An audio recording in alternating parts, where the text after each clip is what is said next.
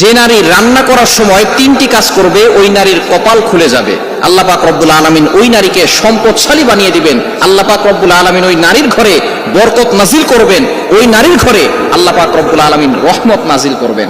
অনেক মা বোনেরা এখন কিন্তু সংসারের ভিতরে সুখ চান, শান্তি চান, ঘরের ভিতরে রহমত চান, বরকত চান। বিশেষ করে যে সমস্ত নারীরা সংসারে বরকত চান তারা কিন্তু অবশ্যই এই তিনটি কাজ করবেন। দেখবেন আপনার ঘরের ভিতরে শান্তি আসবে এবং আপনার রান্না সুস্বাদু হবে এবং আপনার রান্না যারা খাবে তারাই আপনার প্রশংসা করবে। আমরা অনেকেই কিন্তু নিজের প্রশংসা শুনতে চাই এবং অনেকেই আমরা ঘরের ভিতরে বরকত চাই, রহমত চাই। এজন্য আমরা এই তিনটি কাজ করব। নাম্বার 1, 1 নাম্বার হচ্ছে আপনি যখনই রান্নাঘরে প্রবেশ করবেন তখন আপনি সালাম দিবেন। মনে রাখবেন রান্নাঘরে কিন্তু চুলা আছে। এই চুলা, গ্যাসের চুলা বলেন আর যেই চুলাই বলেন, এই চুলা থাকার কারণে যখন আপনি রাতের বেলা সেখানে থাকেন এখানে কিন্তু জিন জাতি থাকার সম্ভাবনা আছে। এই জন্য যখনই আপনি রান্নাঘরে ঢুকবেন তখনই সর্বপ্রথম 1 নাম্বার কাজ করবেন, সালাম দিবেন, আসসালামু আলাইকুম ওয়া রাহমাতুল্লাহ। কেউ থাকুক আর না থাকুক, ঘরে যখনই প্রবেশ করবেন, যদি ঘরে কেউ নাও থাকে তারপরে সালাম দিবেন, কারণ ঘরের ভিতরে অনেক সময় শয়তান থাকে। আপনার সালাম দেওয়ার কারণে সেই শয়তান সেখান থেকে বের হয়ে যাবে। শয়তান আপনার ঘরের ভিতরে আর বসবাস করতে পারবে না, সেখান থেকে শয়তান বের হয়ে যাবে।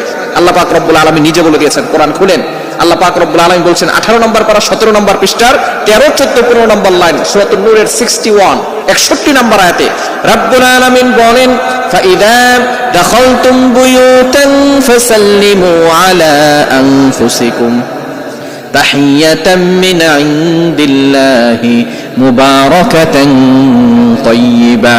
যেই ঘরে ঢোকার সময় কোনো ব্যক্তি যদি সালাম দেয়, আল্লাহ পাক রব্বুল আলামিন ওই ঘরের ভিতরে বরকত নাজিল করেন।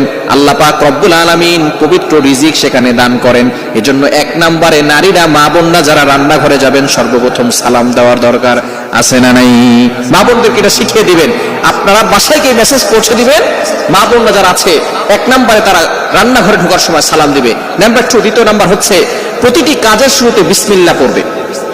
বিসমিল্লাহ পড়লে ওই কাজের ভিতরে আল্লাহ পাক রব্বুল আলামিন নিজে বরকত দিয়ে দেন।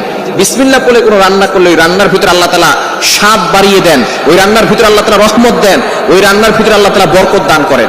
কিন্তু বর্তমান আমাদের সমাজের ম্যাক্সিমাম নারীরা রান্না করার সময় ডিজে গান শুনে, রান্না করার সময় হিন্দি গান শুনে, ইংলিশ গান শুনে, তারা ড্যান্স করে আর রান্না বান্না করে, যার কারণে ঘরের ভিতরে কোনো বরকত থাকে না। খবরদার, গান শুনবেন আর রান্না বান্না করবেন আর চিন্তা করবেন ঘরের ভিতরে বরকত নাই কেন।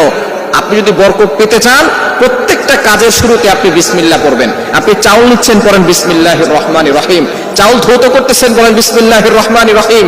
মাছ কাটতেছেন, বলেন বিসমিল্লাহির রহমানির রহিম।